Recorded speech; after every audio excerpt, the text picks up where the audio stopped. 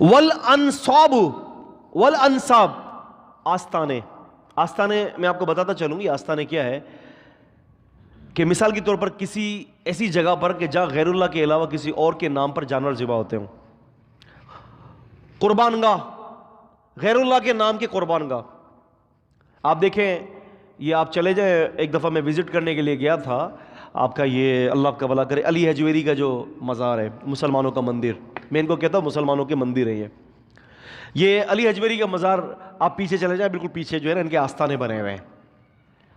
آستانے بنے ہوئے، وہاں غیر اللہ کے نام پر جانور کٹتے ہیں، غیر اللہ کے نام پر جو ہے وہ فری تقسیم ہوتا ہے کھانا ہے، وہ آستانے ہیں وہ. تو ایسی جگہوں پر حلال جانور کے جو اللہ کے لیے بھی کوئی ذبح کرے گا تو اللہ کے رسول صلی اللہ علیہ وسلم نے اس بات کو پسند نہیں کیا کہ ایسی جگہ پر جو ہے آپ اللہ کے نام پر کوئی جانور ذبح کریں. کیوں کہ لوگ یہ پھر آپ کو دیکھ کر یہی سمجھیں گے کہ یہ بھی ہمارا ہی ہے، یہ بھی غیر اللہ کے نام پر جانور ذبح کر رہا ہے.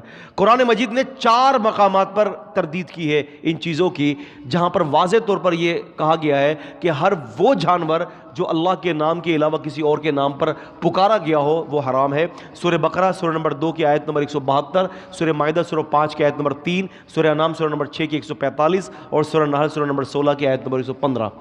ان چاروں مقامات پر اللہ تعالیٰ نے فرمایا کہ وما اہل بہ لغیر اللہ، ہر وہ جانور جو اللہ کے علاوہ کسی اور کے نام پر ذبح کیا جائے، پکارا کی جائے، وہ سب کچھ حرام ہے.